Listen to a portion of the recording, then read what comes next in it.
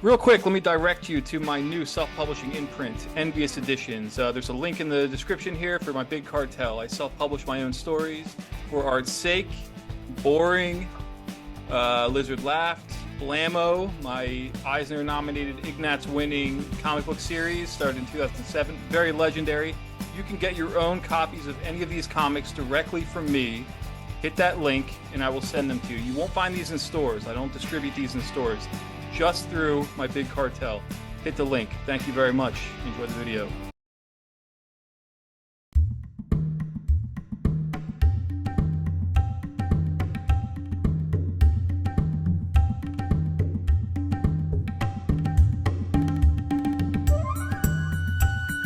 Where are you, in an architecture office? What's going on there? Yeah, I am. I'm squatting like a place in an architecture office. So this doesn't look so very comic friendly.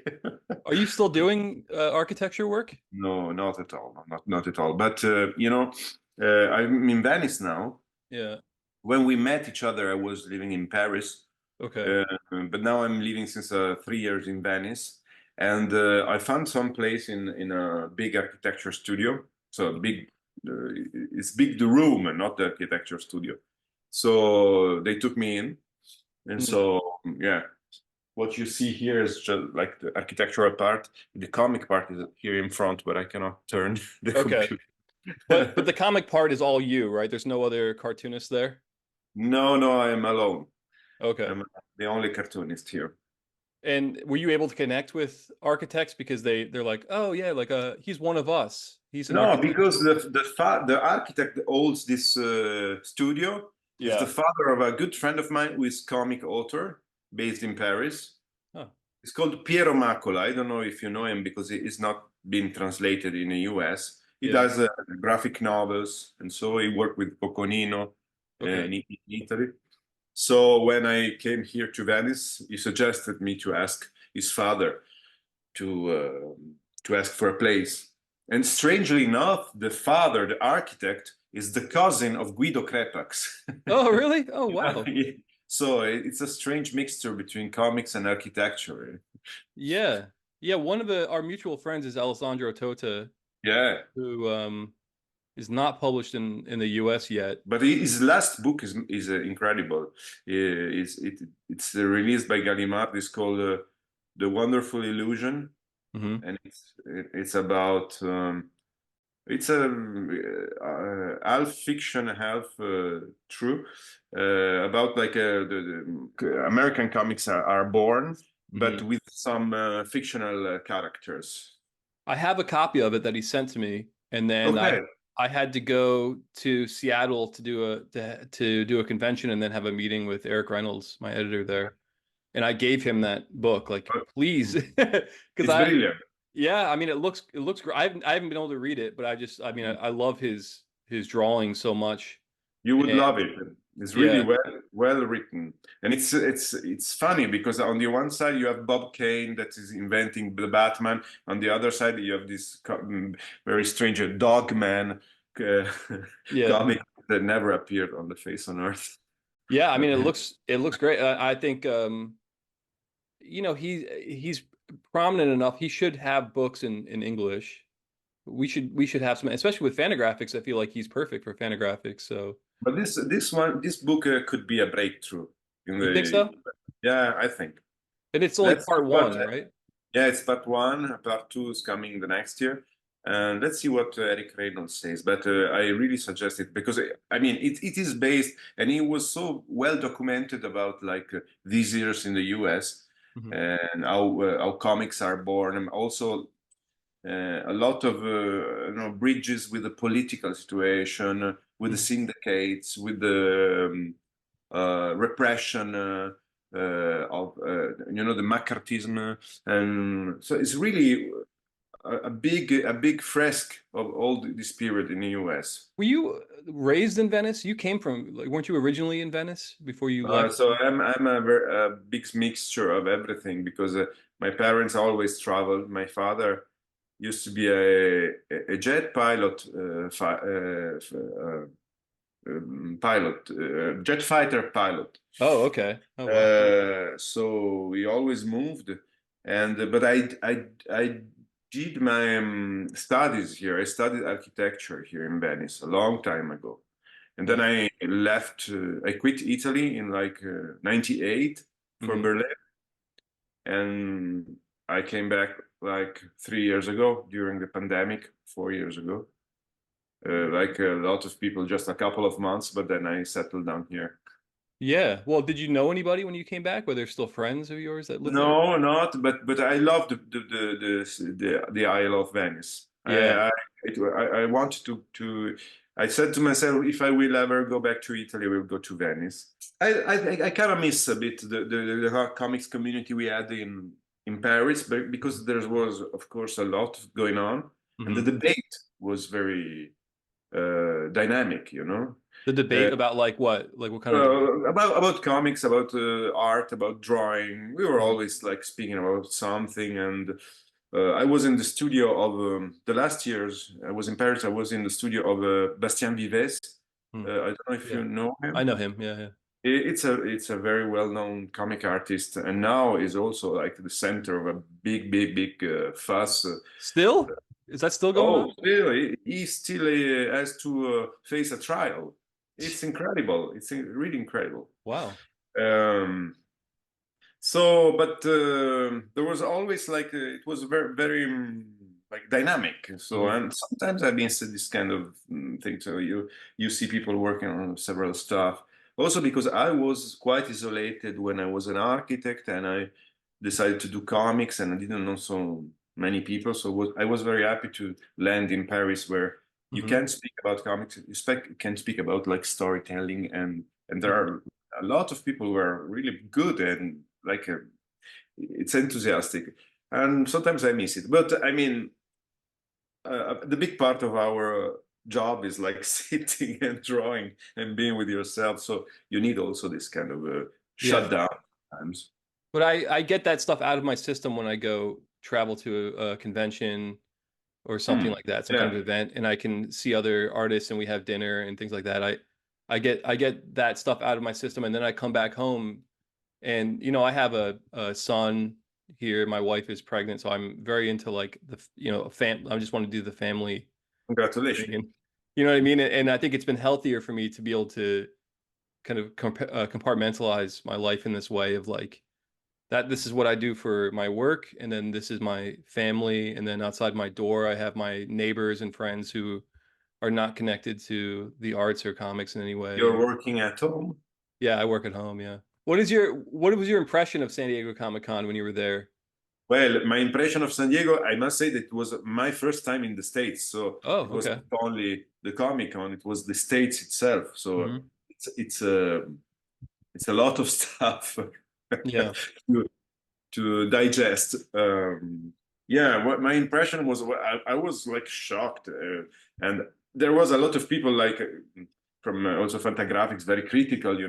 about like the size and also about the people attending. But for me, it was like I mean, I was like I was waiting for it like all my life to go to the US Yeah. and see where I come from in some kind of way, because I read that stuff. Hmm. I heard that music like from California. I was a skater, so I realized that like 70% was coming from Yeah, yeah, yeah, from from there. California. And then you guys road tripped, I remember, after San Diego down the coast, or did you go, where did you go? Up to We LA? made all of California until till Sacramento. Oh, okay. We made like yeah, all California. We went to, we drove through. It was incredible, Yeah. and I forced my family to visit all the Frank Lloyd Wright Oh, yeah. houses that we found Yeah. during the trip. It was really amazing. Did you Uh, go up to San Francisco? yeah, yeah, of course. Yeah, Wow. Yeah. yeah. San Francisco, even more no, more north than San Francisco, Oh. actually. Yeah, it was incredible. Yeah, it was nice. It was strange. I spoke a lot also with you and Gary Groth as well. Hmm. Yeah. that it's someone that I appreciate a lot. I read his stuff in the comic journal when he was a kid, Hmm. and he was very critical. Uh, um, and I was almost defending American culture, mainstream American culture in front of him, like saying, you know. In Europe, we have a lot of graphic novels, but there are not, few of them are really remarkable. You know, you say, and he said, no, just the fact that you write and you draw down your own stories is better than all this bullshit around.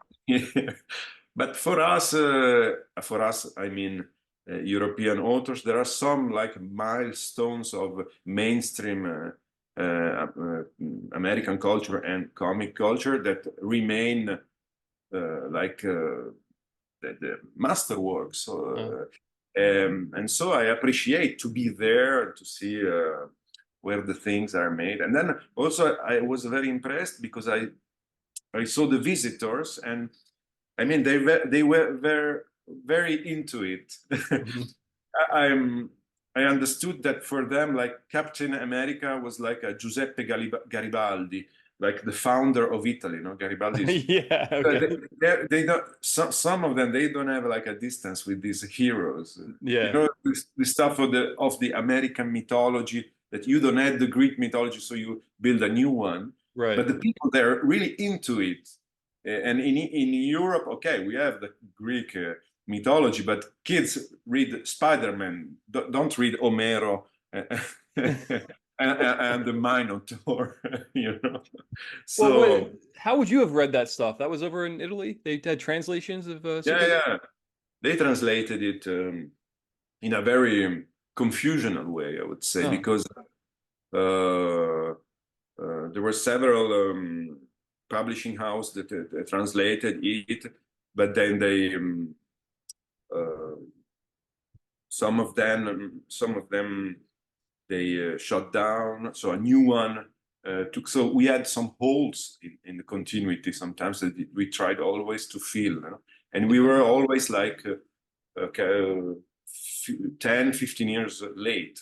I mean, we read the stuff. I read the stuff when I was like in the 80s. I read Mhm. stuff of the late 60s Yeah. and 70s.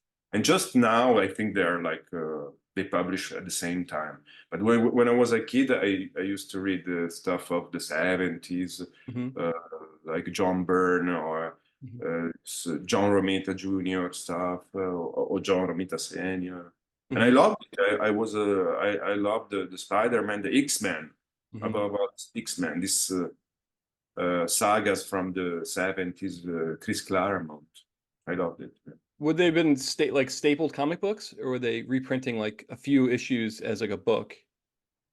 They do also this, but Hmm. they were sold like in the kiosk, as we Okay. call it. Yeah. Yeah, With like magazines. they normally they didn't print. They printed like 3 issues per month, 3 American issues. So they could a bit get this gap was getting smaller in a way, Hmm. you know. Hmm. And yeah, and then there was like there's some kind of rough animation in on the TV where we Yeah. saw Captain America, but really rough animated. Yeah. And it was, but in Italy, everything was very confused because this was together with Corto Maltese, for instance, a rough animation of Corto Maltese. So in my mind, when I was a kid, it went everything together. Corto Maltese, I don't know, Thor. Yeah. Well, there's that famous story. Stan Lee was a big fan of Hugo Pratt. And he said to Hugo Pratt once, I'd love to have you come to America and draw Spider-Man or whatever. And Hugo Pratt said, how much will you pay me for this? Stanley gave him the Marvel price. And Hugo Pratt said, I'll tell you what, how about I hire you to come to Italy and draw some of my characters? It's like, I'll pay you way more than that. So I think, Ugo Pratt was the most paid author at the time, I okay, guess. yeah, there's no way Marvel could have afforded someone No, you like him, cannot deal with him. And he was very smart as well. Okay. Yeah, I'm Smart. not, yeah, I don't know. But so So you had been reading like these American superhero comics, and then did Yeah, you try and draw your own versions of yeah, that? of course. In the 90s, I sent several pages to Marvel. Uh, Nice. yeah, yeah. Wow. I'd I love have to see that. some some copies somewhere. Wow. Uh, I remember the first time I went to Lucca, I was 16. Lucca is the Hmm. biggest Comic Con, Hmm. with a short story of the X-Men that I wrote and drew. And I went to the Italian publisher who published this stuff. And he looked at me, a 16-year kid, and said, okay, let's make things clear. You know, these things are not made in Italy. You know that? Yes, I know. But what shall I do? You're the publisher of the American stuff, so I come to you. Okay. And so he gave me an address of Marvel, and I said, I never got an answer anyway. Oh yeah. But then in Well, the meantime, when I like between 16 and 18, 19, I began to discover the good Italian stuff of the 80s, like Lorenzo Mattotti, Igor. And then I started to like progressively to quit reading the American stuff. Also, the quality was not so good, but yeah. I stopped with this Jim Lee stuff and Yeah. Todd McFarlane. Hmm. And then I never I quit it. So So your submissions would have been in the style of like Marvel comics from like not like the McFarlane or Liefeld kind of stuff with the very bulky man. It would have been more slimmed down sort of 70s Marvel. I'm afraid that something of Todd McFarlane could have dropped some. Oh wow. Oh, Yeah, I'd love but to see that. I'd love to this see that. drawing you make when you're 15 is like the absolute worst drawing in all your life. Uh-huh. The drawings when you are 5 are better because you are a bit more free. Hmm. But when you're reading the stuff and trying to do it like copying from one from the other, it's like the worst drawing ever. Wow. Oh, I'd love to see. So you have copies of those comics I, somewhere. I also submitted some drawings once to John Romita Sr. when he came to look. Oh, wow. Okay. Well, what did he say? Did he say anything to you? Oh, it was very, very nice. Not Okay. like John Byrne. John Byrne was really hard, but John Romita was, oh, keep doing that. It was like very encouraging. Yeah. I loved him. I still love him a lot. Hmm. Yeah, he's great. And Johnny Romita Jr. is really good too. I like his work. Yeah, yeah. But the father was the father. It was Sure, of course. incredible. So when you were in school for architecture, you were you drawing comics the entire time? Complicated because I come from a family that was not really open to this possibility of art, of doing my life with comics. So I never had any art studies, and yeah, mm, it was a very difficult time at the university because at the beginning I didn't want to study architecture, and I tried to do comics, but then in the meantime, I continued a bit. So I was very tortured, and there was like some kind of burnout somewhere in the middle of the university where I said to myself, okay, I'm quitting the comic Hmm. career. And I'm old, and I have to take some responsibilities. And so I decided to finish the university. And strangely enough, I finished it with Hmm. successfully. Yeah. I loved what I was studying.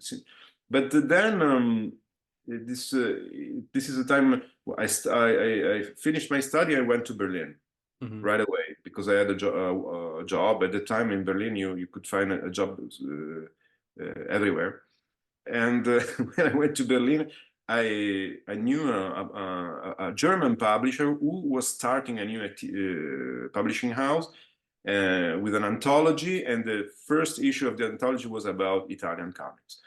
And when I heard that, I said to myself, "Oh, I know all these people you're publishing, like Lorenzo Mattotti, Hmm. Stefano Ricci." So he said to me, "What about you do a 10-page story, and if I like it, I put it in the anthology." Then I took some time to do this small story, and he published it, and then the fire Yeah. comics, like, and then progressively I restarted doing comics. It's a very strange, uh, how can I say, path Yeah. I went through to, like, it's not a straight line. It's really but in a way, this is what I wanted to do when I was like 4 years old. So this whole you met Igor at a comic convention, right? Is this like yeah, some I kind of met him festival? in like in 2000. Yeah. So were you a student in 2000? No, I just finished studying. Oh, Yeah. okay. And then he kind of inspired you to as well, like to Oh get. yeah, of course. I knew his stuff, and then Igor is very encouraging at the Mhm. time, at least. And in year 2000, he founded this publishing house, this Coconino Mhm. Press. That was really important for Italian landscape because it was the way to like install the culture of graphic novel for the readers, and also for the people who have like a library, because they didn't know what comics were, so they started to think, okay, they're not just for kids, so let's do some part of the library that is for this graphic novel stuff. It's a kind of really of education Yeah. of the readers. And he said to us always, we do comics for people who don't read comics. I really love that, Yeah. And because he and normally the comic world in Italy was like very nerdish, and sure. you, I know. I'm people American. I understand. Yes. people who knew everything about all the characters, but then this is not the people we wanted to address our book. We wanted to go to people who read a book, who go to the cinema, or I don't know. I mean, Yeah. read it. Maybe Well, you like.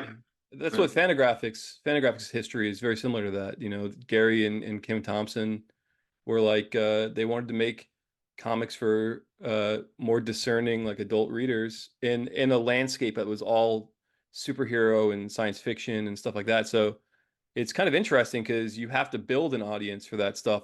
Most of it doesn't really exist when you start it. It's just you have the Takes idea of some it. time. It takes Yeah. some time. So Coconino would have been like the only small press at that time in Italy. At the time, yes. Yeah. At the time, yes. Now, in the meantime, there are several. So graphic novel is quite popular now. Mhm. That doesn't mean that the sellings are so big. But I see in the US too, I see my books. I mean, we belong to a kind of niche in Mhm. the market in the US. Mhm. And the numbers, they are not so different from the numbers in Italy, and Mhm. maybe just in France sometimes you have like big numbers if you take just the average, if you don't take the best sellers like Daniel Klaus, Chris Ware. Right. Of course, in France the competition is really big, like there are a lot of authors, a lot of turning, how do you say, like if you have the chance that you go on the window, of Yeah. the bookshop, the maximum you can hope to stay is like 1 week, because you will be Sure. there will be a turning of it. But I've But heard yeah, that's the same in Italy, that like it's almost like a magazine newspaper stand where it's like, here's the new book, here's the new graphic novels, and then they get rid of them and they're basically forgotten about after that. Like very quickly. Is this true? depends. Also, Italy is very uh, is everything is very polarized in Italy. So there are, I don't know if you are aware of this guy who's called Zero Calcare. He's a comic author. He's quite unknown all over the world, but in Italy, he sells like a quantity of books. Like the first print of one of his books, and he's releasing one now, is like 200, 300,000 copies. And then the thing is that I mean, it's not my really cup of tea, this guy, but it's okay. Mhm. I think he's good. Yeah. But the thing is that comics means him. Right, right. Everything besides him you forget. Then if you speak about comics, you speak about him, Hmm. and this is a big limit of Italian subculture, I would say. While in France, you have a lot of bestsellers. I don't know, take like Riyad Sattouf, for example. Maybe this one you know him. Yeah. Say Riyad Sattouf stopped doing comics, But you will have another one right away, like Christophe Blanc, that sells a Uh-huh. lot. You have a kind of debate or a kind of a landscape that is very, very rich. And you don't identify the comics with an author. You identify it with a language Mhm. and with also a esprit du temps, enfin, spirit of the times in a way, not Yeah. with some like. Was that difficult for you to, when you're living in France, to kind of build a name for yourself as a cartoonist? Because it seems like that's where you were. No, no, not at all. I arrived in France, in Paris, and like I was at the time 31, I guess. And I arrived like that with my suitcase and my computer and my drawings, Yeah. without expecting too much. But I was joining Alessandro Tota because he had a room for me in his apartment. Hmm. And of course, I knew it was a good spot to be if you wanted to do comics, either Bruxelles or Paris. Yeah. Uh, and then 1 week after I installed myself in the flat, I got an email from a rather big publisher who said, someone told me you're in town. We would like to do some covers for a Oh, series. And then I began working like that. And it went like I never had to look for a job anyway. yeah. So it was great for me. And then, of course, in year 2011, I got this prize of Angoulême. Hmm. Uh, and it was a big breakthrough say, helped me a lot yeah, to Well, who get a. was, how did you, so they already knew, like you already had like a bit of a name for yourself when you arrived in Paris, enough for somebody to be like, hey, you live here now, come do some work for us. Oh, not so much. I don't know how they knew that they knew me. I had a website and I did like 2 books when I arrived in Paris. Okay. I did quite a bunch of illustration because I do a lot of illustration. Okay. So you A would have bit had your less now. illustrations, you had illustrations published around before I that. had some illustration published around, yeah. And then Uh, do you have like so the first book that you would have arrived in Paris, I don't have it in here actually. Is that the one that you won the Angoulême Prize for was 5,000 kilometers? yeah, yeah. So did you have the originals with you when you arrived in Paris? Like, or were you still working on I had the first chapter, I guess, because it? the And first chapter was made in Norway. At the time, I was living in oh, Norway. I traveled quite a lot. yeah. Uh, uh, and then I arrived, and then like a couple of months later, the publishing house Delcourt came to Mhm. me and asked me to do an adaptation of a classic or a literary piece of literature.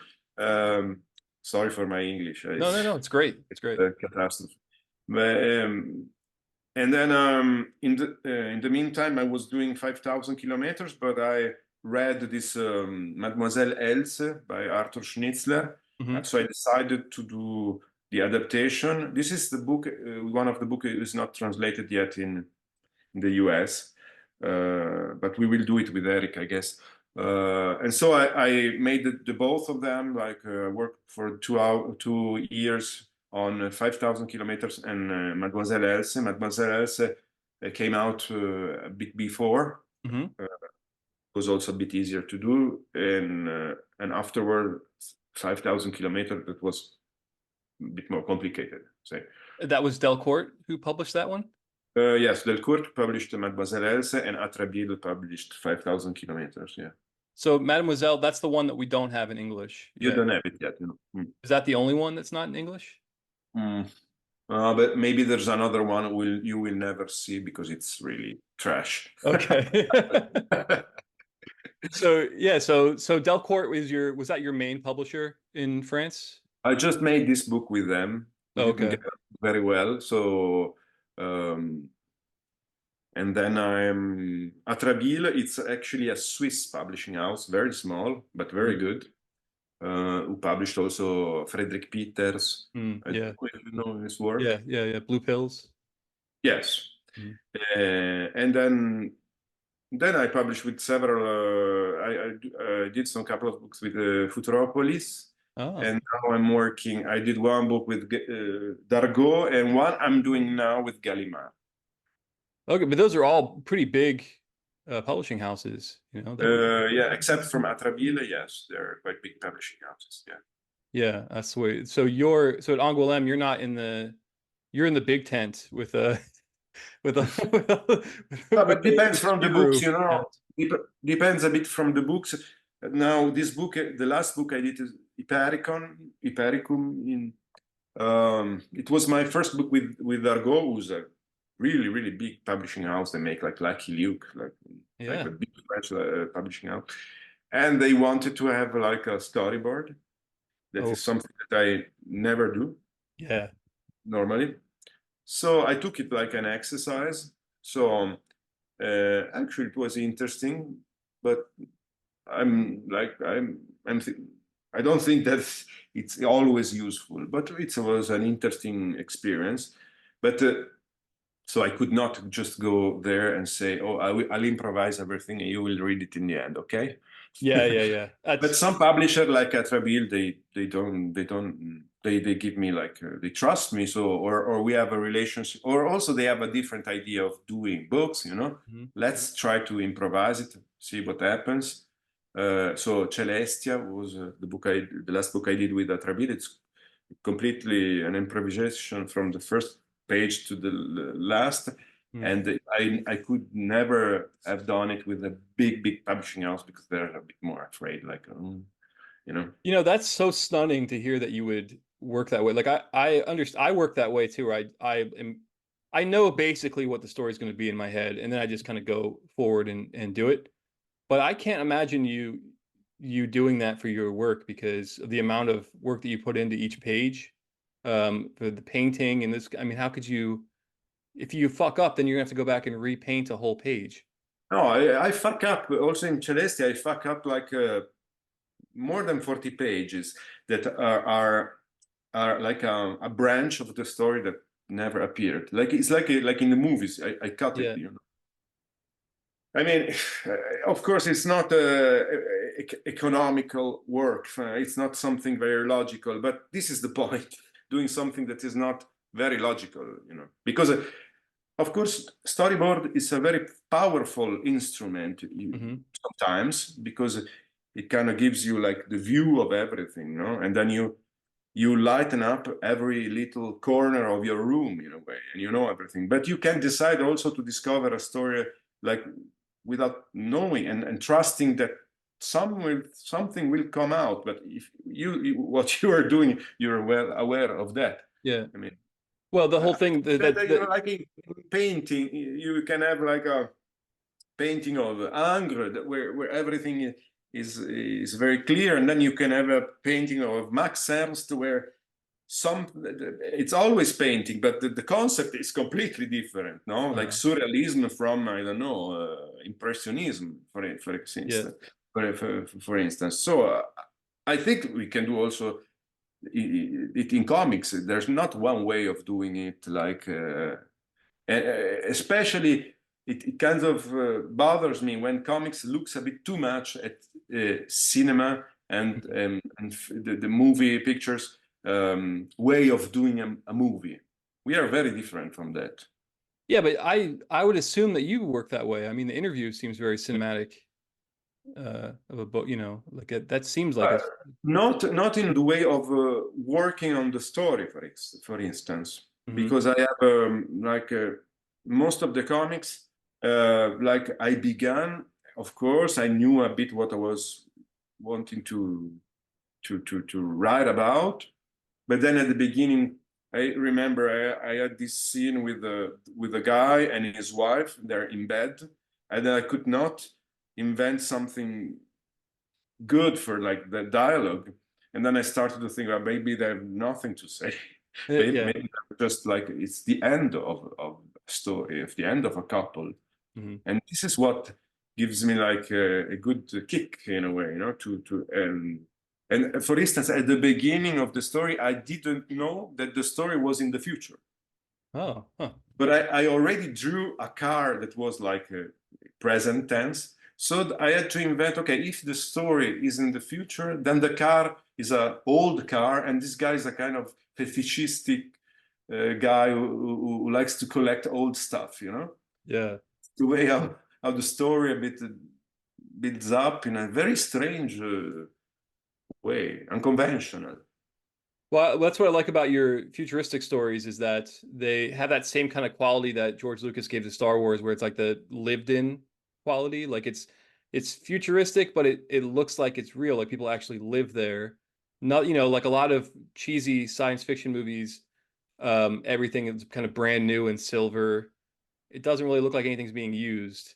But because normally future has never been brand new and Yeah, yeah, yeah. polished and clean. Yeah. Uh, You would have pieces of the past kind of in between yes, but this is everything. I think it's also an invention of Möbius. Mm, Uh, uh, when Möbius start to think invent this kind of surreal future in a way with the ruins of the future. yeah. This, I mean, influenced a lot of also, like if you say Alien, let's say Ridley Scott stuff. You see the beginning of Aliens. Hmm. You have a guy, the pilot of this spaceship has a cap, like the baseball Yeah, yeah, cap. yeah. And then you have like an old TV, but you are on a spaceship. This coexisting of all periods of time. It's Hmm. in a new era of science fiction. Still, if you look at Kubrick 2001, there's still an idea of science fiction where everything is clean. But Yeah. then the 80s, like the 70s, the 80s, they broke up with this stuff. Mm. Also, I would say Steven Spielberg. And I really love, I really, of course, I love also Kubrick, but I'm emotionally very attached to this way of speaking about the very far away in the time, in the space, at the same time bringing something that is very close to you. Steven Spielberg does it very good. Like he wants to narrate the encounter with a alien. With aliens, but at the same time, he wants to speak about a family crisis, like encounter of third type. And he brings the two things that are so, on the one hand, very big, on the other hand, very, very familiar, very like. Yeah. Uh, Well, there's the whole thing about that movie is that um what's it called? Third. Encounters of the third type. Yeah, yeah, yeah. So when he made that movie, he wasn't a father yet. And so that's why at the end of that movie, he has his character so easily just leave his family behind and Finally. get on a ship with aliens. Whereas like in reality, you couldn't do that. That would be a very, that would tear you apart to do something like that. Yeah, maybe you and me, but someone would do it, I guess. I guess, but that makes you really not like the character at all because he's able to just like run away from his family, like just walk off. Like that's and that's not even a real plot point or anything that he just doesn't seem like he's a very good father at all, I guess. And I guess you can tell that and when you in the scenes where he's interacting with his family, it doesn't seem like he's really that engaged. His wife is kind of running around trying to handle these kids that are Yeah. all over But the I place. think it's like this choice at the end. I think it's quite great because it. I mean, there is this wonderful small book by Sammy Arkham, Poor Sailor. Hmm. There's also, if you want to put on the same level, one the fascination for the sea, no, like going to the sea, the adventure, and Hmm. then when the poor sailor comes back, finds out just to find out that his wife is dead, Hmm. and he starts over again the same life. But the fascination from the unknown, the sea, the space, this Yeah. is quite pulling factor. You know? Yeah. Yeah. Yeah. Yeah. I mean, that maybe that's just like the old-fashioned way of doing it. Like, I've been reading about Benjamin Franklin, right? He was like one of the founding fathers of America and Yeah. stuff. He was kind of obsessed with England. He always wanted to go to England, and he, as a boy, he wanted to go off to sea, and his father was constantly trying to get him. No, no, no, you're not going to do that. You're going to, be a mason. You're going to lay bricks You're gonna, you need to get a trade. Don't go out to sea. And he just wanted to go out to sea. So eventually, like he has a wife, and then he goes to England and just leaves his wife in Philadelphia. And his wife is just trying to get him to come back home. Like she has this home built for them. She tries to make it exactly how he'd want it and all this stuff. And he just will not. He's just in England. He'll come back for a little bit and then leave again. And so she spends the rest of her life just waiting for Benjamin Franklin to come back and eventually dies waiting for him. And he comes back, and then he's got this home that his wife had built for him, and she's no longer there or anything. That you have these responsibilities here, but you have like a drive that it makes you want to float off in this other direction. Yeah, but the thing is that we are speaking about very human dynamics, familiar dynamics, but thanks to the science fiction movie, shows that science fiction is another point of view on very human dynamics in a way. This is what I like the most. A lot more than like how can I say? The developing of technology, or because now often nowadays science fiction is like you take technology and you push it to the like biggest level, and then even then sometimes it's not so like very fantastic at all when you see like Iron Man that inside this his helmet he shifts like he makes like that like as he had a big iPad in front of him. But this is not science fiction, this is actually reality, and it's I think this is more crazy than the Iron Man suit in a way. So science fiction that I'm more into is that when it comes to, on the one side social science fiction, like science fiction and human relationships.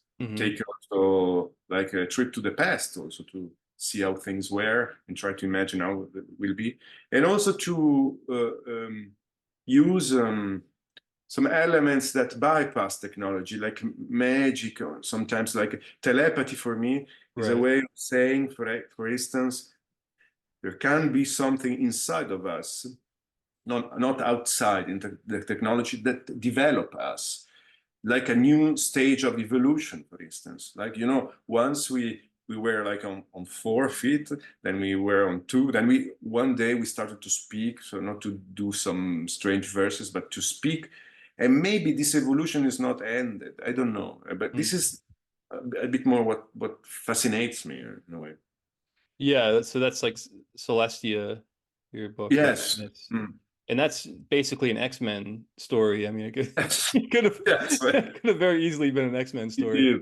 So when you're working on these things, like you go, I have an idea for a story. Do you have to then try and figure out like what style is best for this to suit the story that I want to tell? Or is that just kind of, you just start working? The two things, they go together in a way that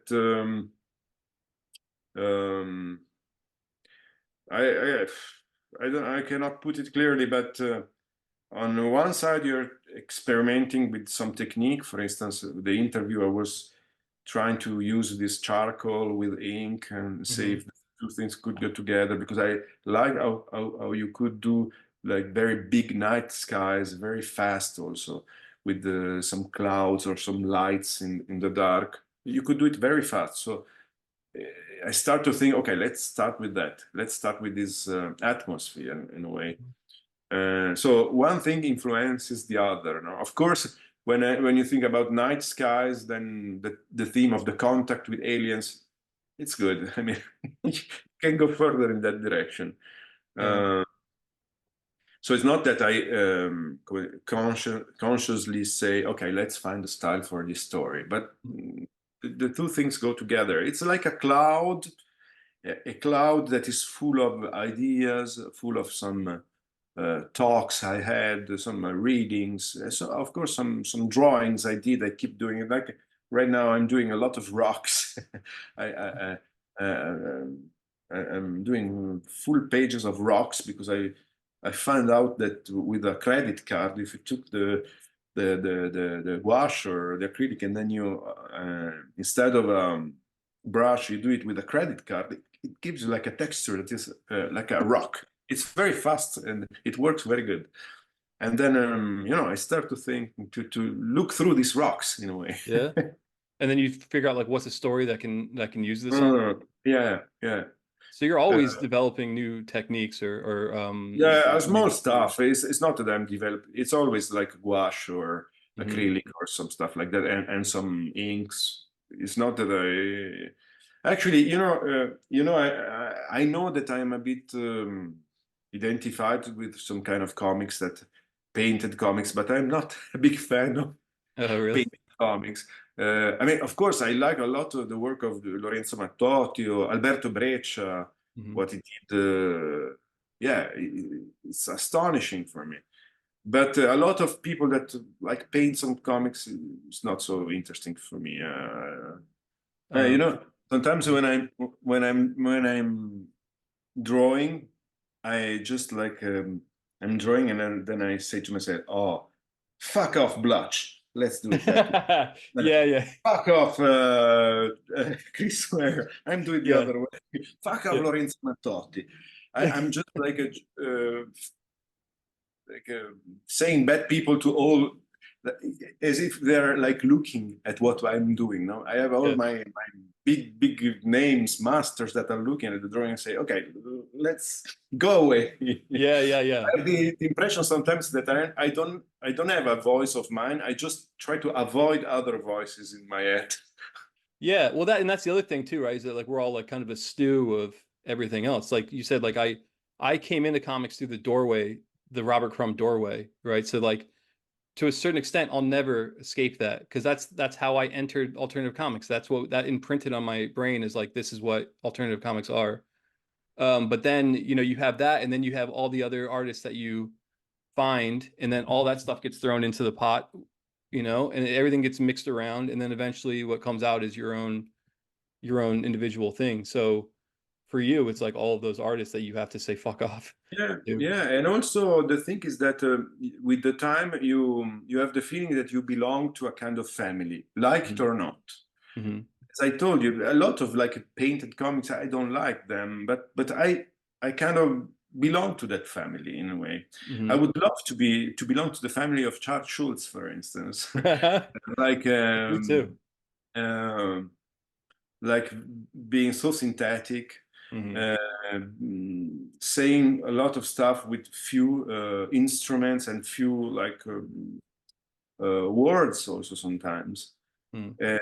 But I realized that all I can do is just watch it and be joyful for what I read and joyful. But the more the time I'm working, that I feel that I belong to kind of a river, a family, and I will never go too outside of it in a way. But I can do my best inside of this kind of thing in a way. Mhm. Also, I love people who can do everything with just one instrument, like like Moebius. He could do a whole comic just with a nib, and I think it's very smart Mhm. because you don't have any special effects at all. You don't have colors. You don't have a brush sometimes that helps you doing like larger spots. No, you just do it with your ink. And Mhm. sometimes if it takes too much, then you will leave it in a way white in a way, but it will work in a way. Yeah. Uh, Yeah, and his originals look how the printed comic would look, right? So, insane, insane. would you want to do just a black and white line drawing comic? Um, it's tough. I would love to be able to do it, but black and white, like straight, it's Yeah. really tough for me. Is that because you can't restrain yourself to just that? Uh, it's I did some comics like that, but then they were colored with computer. But um, I always have to force myself to do it. Mhm. While if I do colors, it's just like I'm faster, for instance. I'm faster doing pages in color than in black and white.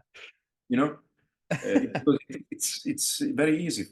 It's not that it's very easy, but it's like walking with the shoes, with a good pair of shoes, Nike shoes that you can walk everywhere, and with the other, or walking with stiff shoes that are very very elegant, but they're a bit stiff. Yeah. For me, it's like what I always found very inspiring by Alberto Breccia is that he has this very playful relationship with the instruments, no? Mm-hmm. So sometimes it tears apart, just it makes some weird collage. Sometimes it takes the first thing, not the first thing, but the thing that works better for doing the job, you know. And this thing, I'm definitely like that. If I can do something faster with charcoal, I will try to do it with charcoal. Yeah. I will not go with the nib doing stuff. Sometimes it's a limit, but I have to live with that. I mean, What, so your new book, how long would it take to do like a page from that? Because that's all like pretty much I mean, is each panel its own separate drawing that you would assemble? no. The pages that are exactly like the pages of that you see published. And you're a pretty quick painter then, it sounds like, right? I mean, But normally one day a page. okay. Wow. 1 day and a half sometimes. 1 day and a half. Maybe some complicated drawings, some complicated pages that I cannot get at the first attempt. But normally, if it takes more than 1 day and a half, normally it's not a good page. You see it; it's a bit sloppy. It's a bit I don't know.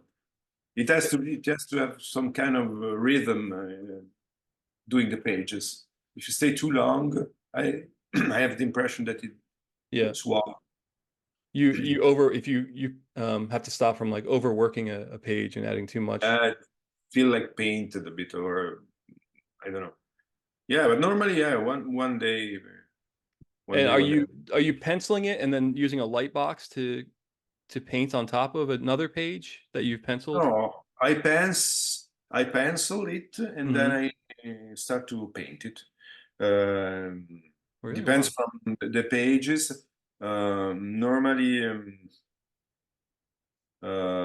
there are some stuff that I fixed when I pencil it, and then some stuff that I fix, like some eyes, some expressions that are good, so that I like with pencil, that I fix it. So it never with some colored ink or something, and then I start to paint. Is this a very early book of yours? Yeah, my first published book in Italy. Yes. Okay. So when you do something like this, is this like all like two drawings layered on top of each other? Like Yeah, it's, the originals are exactly the same. uh, what do you? It's like a black ink and red ink On the same page? on the same page. Yes. What? All I my assumed, original. I All my assumed that was like original. Lightbox or something, and then you. No. I don't have a page here to show you, but How is it? How is that possible? Because the blacks are really black, and then the reds are really red. then I boosted a bit with Photoshop the black and the red, so that you have on the reds you don't have any. I wanted to have like a fill screen effect, with no brushes, no sign of the brush. Yeah. Yeah, but this, they're old books. I don't look at them very proudly. Does it? Yeah. Does it make you sick to look at your old work?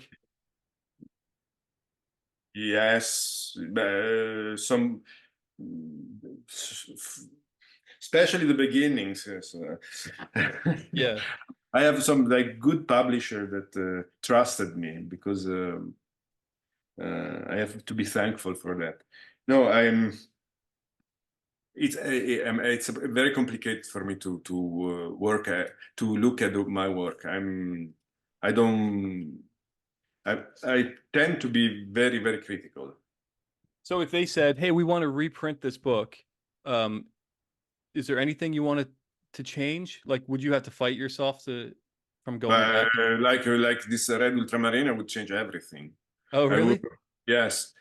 Now the other books, let's say, yeah, something. Sometimes I change something also. When we reprint, I change some dialogues. I change some drawings that are that I cannot see anymore. I have to tell you, this character, the Mm. male character in Yeah. Hypericon, it's like one of the most hateable. I really hate this dude. You're not the first one who told me that. Teresa was quite the opposite. Mhm. But do you relate more to Trace's character?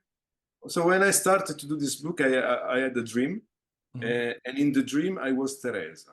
Oh, And okay. in the dream I was a girl, and I was falling in love with a boy. And it was really a scene of the book when they meet on the bus.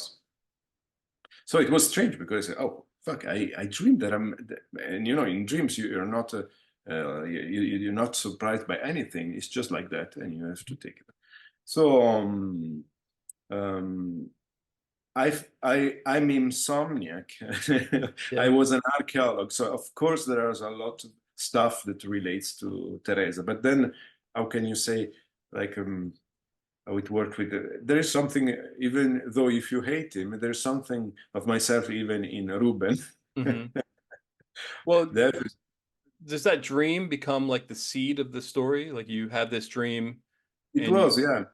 It was a soft end like that I build up some also big stories by starts with a dream. Mhm. Also, 5,000 kilometers started with a dream. Wow. The dream can be also like very, very small one, Mhm. but then you develop it. But there are some dreams.